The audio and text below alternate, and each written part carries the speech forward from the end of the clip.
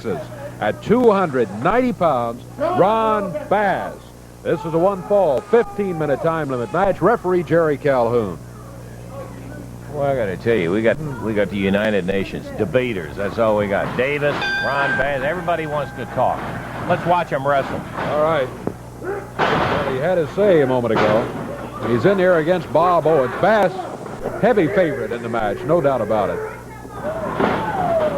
He has won some matches and some tough ones since he's been in the area.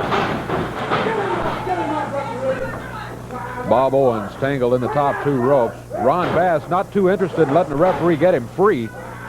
That's finally out of the ropes. Bass with a suplex drops into the mat. Bass continuous talking all the way through the match. There's the stampede. 1, 2, and 3. That is going to be it. And Ron Bass with the stampede gets the win. Time on it was only 48 seconds. As I said, only one time is all it's going to take, Fuller. 48 seconds the time on it. The official winner of the match, Ron Bass. Referee Jerry Calhoun lending aid to Bob Owens as he leaves the ring area. Again, the time 48 seconds. Let's go over to Lance right now. Yeah, Ron Bass comes up with the winner. Billy! Jerry? Bill Dundee, Jerry Lawler. Subject always of a lot of attention here. Bill, Before we start talking about Wayne Ferris and Larry Latham, we got a couple of little things we'd like to tell you. Tonight, the Superstars going up to Greenfield, Tennessee. Thursday night, the Superstar, the King, and Jerry Jarrett's all going to be in Forest City, Arkansas. So all them pretty little girls come on down and see the three prettiest guys in the Mid-South, right? Now, to get back to old, what's his name, Wayne Ferris? Yeah. He stood out here and never answered your question, did he? He turned around and walked off. Said, I'll answer those questions. Well, let me tell you something, Ferris and Latham. You can keep the belt for exactly 4 weeks, because that's what you got for your next title defense, is 4 weeks. They can hide and run and do whatever they want to do. But right now, the belt isn't important. Ferris, I don't like you, and I know your cousin hates you. Larry Latham, you're nothing. All you are to me is a little... What, he looks like Santa Claus, don't he? Well, come Christmas time, brother, you'll have a job, because you're going to be at the wrestling business after Monday night. So you just hang around Memphis, wait for Christmas, put the big red outfit and the big belt. Then they'll give you another belt to hold that big belly in. But this time it's going to be a fight, Lance Russell, and I mean a fight, because I done got wound up, and I know the King's wound up. And when we get wound up, brother, there's nothing can stop us. And that's a fact, Larry Latham and Wayne Ferris. You take a look at the King and the Superstar, because they're the two guys that's going to put you right out of the wrestling profession. And that's a promise. You know, I got an interesting reaction in there. Ferris working on the theory that if you say it enough times, maybe you'll convince somebody, the big lie routine.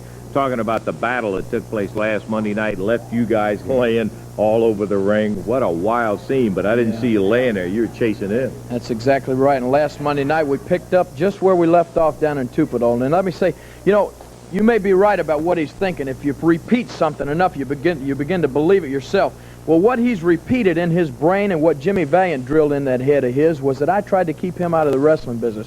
Let me tell you something, Wayne, punk Ferris. We'll leave off the rock. You're just nothing but a punk.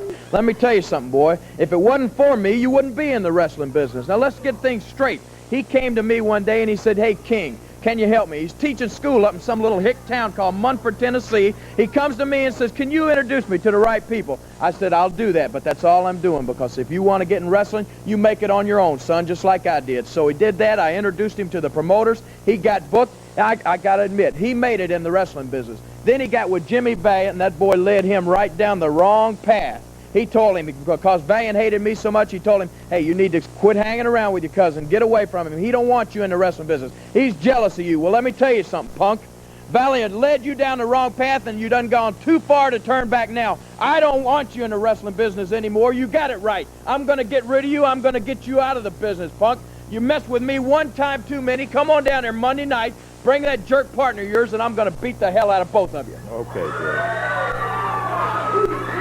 Tell you what. Think it's about time we take time out and get back. We've got an exciting tag action match coming up, and we'll be back to that in just a moment.